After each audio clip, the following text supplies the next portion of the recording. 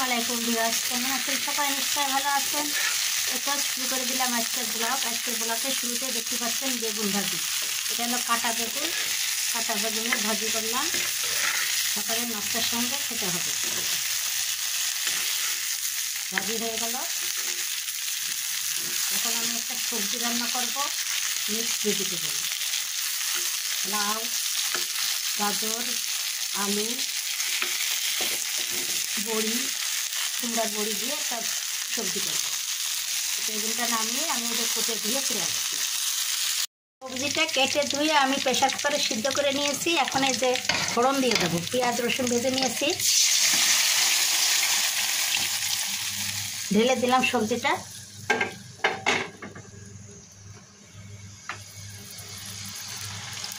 এবার আমি একটু নেড়ে চেড়ে পানিটা শুকিয়ে নেব।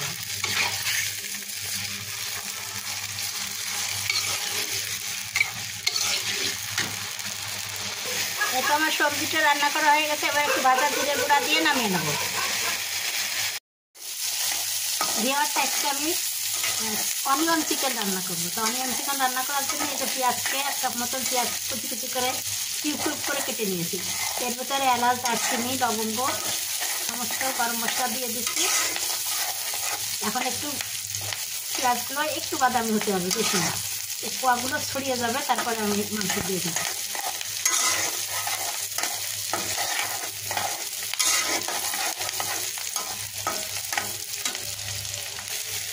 পেঁয়াজগুলো যখন একটু নরম হয়েছে তখন মশলা দিয়ে দিচ্ছি। এবার একটু আমার ফ্রিজে রাখা ছিল টমেটো, সেই টমেটো দিক থেকে বের করে টমেটো দিয়ে দিলাম। একটু কিউব করে আবার কেটে দিয়েছি। এখন এগুলোকে কষিয়ে নেব।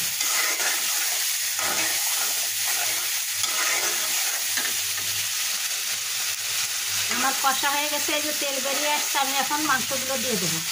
যখন একঘেয়েমি মাংস খেতে ভালো না লাগে তখন আমরা এভাবে বিভিন্নভাবে যদি রান্না করে বাচ্চাদেরকে দিয়ে থাকি, তাহলে বাচ্চারা খুব পছন্দ করে খেয়ে থাকবে, সেই সঙ্গে বড়রাও খেতে পারবে। তো আমি আজকে অনিয়ন চিকেন তৈরি করছি। এখন এই যে মাংসগুলো দিয়ে আমি কষাতে থাকবো। ঝোল দিব না, আমি এখানে আর পানি ব্যবহার করবো না। এই মাংসের পানি দিয়ে মাংস রান্না হয়ে যাবে। চুলার জালটা একটু লোহিতে রাখতে হবে, খুব বেশি জোরে হিট দেওয়া যাবে না, তাহলে মাংসের ভিতরে মশলা ঢুকবে না, সিদ্ধ হবে না। আমি এবার ভালোভাবে কষিয়ে নিয়ে ঢাকনাটা ঢেকে দেবো। আর চুলোর জালটা মিডিয়ামের থেকে একটু নিচে রাখবো। একটু পরপর নেড়ে চেড়ে দিতে হবে, নাড়িয়ে লেগে যাবে।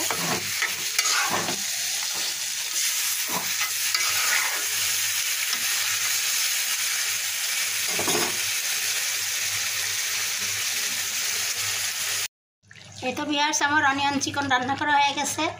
এই যে আমি একটু ভাজা জিরের গুঁড়া দিয়ে নামিয়ে নেব। এভাবে অনিয়ন চিকেন রান্না করলে ছোট বড় সকলেই পছন্দ করবে। একবারে একটা প্লেট ভাত থাকবে না, সব ভাত খেয়ে নেবে।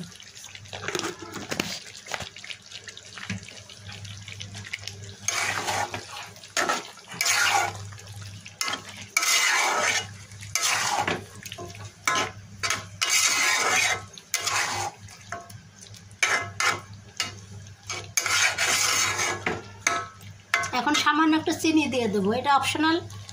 যাদের ডায়াবেটিক্স আছে তাদের জন্যই দেওয়া যাবে না, বাচ্চাদের জন্যই যেহেতু রান্না করছি ওই জন্য আমি সামান্য হাফ চামচ চিনি দিয়ে দেবো, তাহলে একটু আলাদা রকম ফ্লেভার আসবে। ভিউয়ার্স, এই যে আমি সামান্য একটু চিনি ছিটিয়ে দিয়ে দিলাম, আর এই যে কয়েকটি কাঁচামরিচ দিয়ে দিলাম, আলাদা রকম একটা ফ্লেভার আসবে।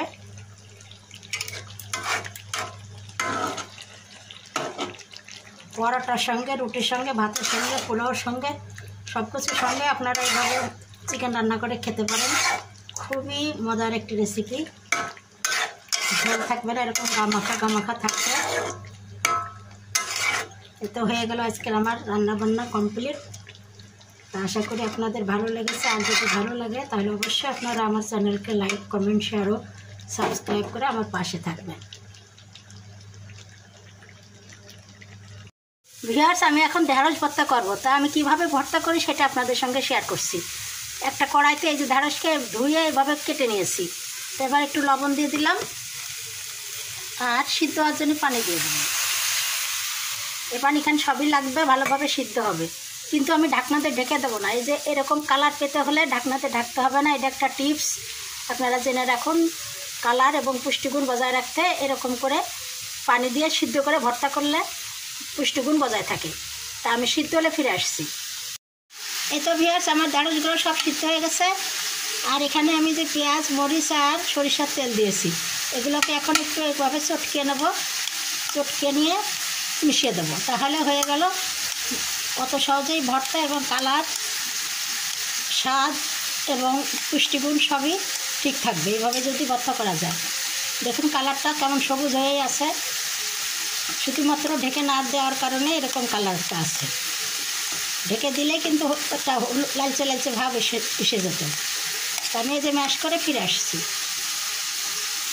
এই তো ভিউয়ার্স, আমার এই যে ঢ্যাঁড়স ভর্তা রেডি হয়ে গিয়েছে, দেখুন কত সুন্দর কালার হয়েছে।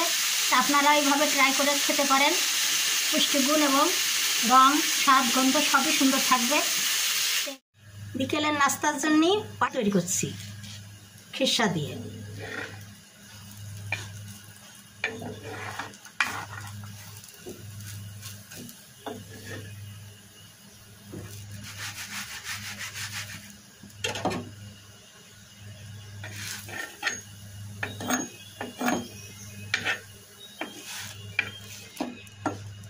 এতো হয়ে গেল।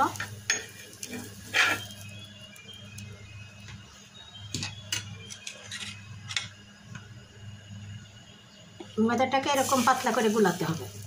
এখানে চাউলের মধ্যে আর গমের মধ্যে দিয়েছি সম পরিমাণ, এরকম করে একটা ব্যাটার তৈরি করেছি। আর এই যে এইভাবে দিয়ে একটু এই যে ঘুরিয়ে নিলাম, চামচ দিয়েও দেওয়া যায়। তো এখানে একটু কালারটা চেঞ্জ হলে, এরকম সাদা সাদা এরকম হলেই আমি উল্টে দেবো, জোড়ে নেব। পাশ দিয়ে আমি ফুলগুলো দিতে থাকি।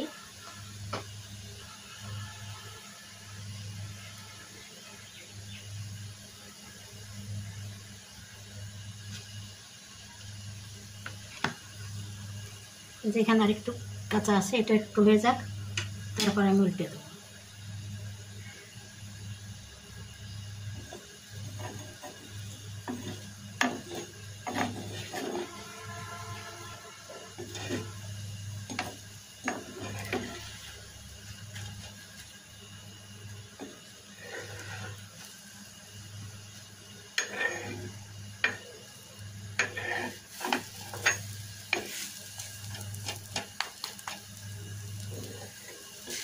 ময়দার সঙ্গে 1 চামচ সয়াবিন তেল দিয়েছিলাম আর 1 চামচ চিনি দিয়ে ময়দাটাকে এভাবে বেটার করে রেখেছিলাম 20 মিনিট।